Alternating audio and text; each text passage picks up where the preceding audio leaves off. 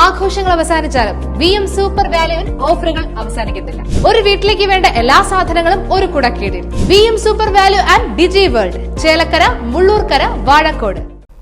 Chelakkara town പ്രദേശത്ത് പലയിടത്തും കുടിവെള്ള പൈപ്പുകൾ പൊട്ടി വെള്ളം പാഴാകുന്നത് പതിവ് കാഴ്ചയാണ്.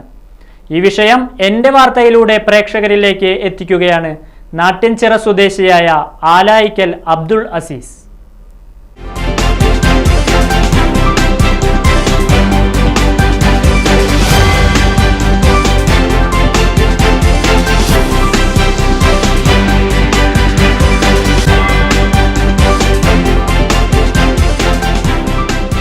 ഞാൻ ആലായിക്കൽ അബ്ദുൾ അസീസ്, നാട്ടിൻചിറ സ്വദേശിയാണ്.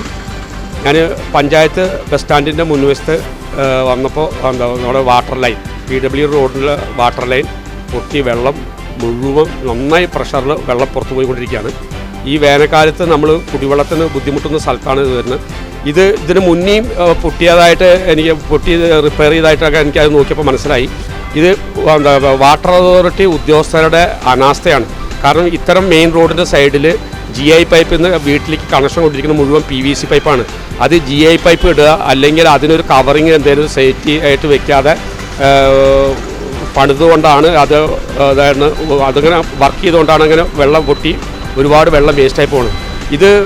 ഇതിന് അപ്രൂവൽ കൊടുക്കുന്ന ഉദ്യോഗസ്ഥന്മാരും അത് പാസ്സാക്കി കൊടുക്കുന്ന ഉദ്യോഗസ്ഥന്മാരും അവരാണ് ഇതിൻ്റെ ഏറ്റവും വലിയ കുറ്റക്കാർ.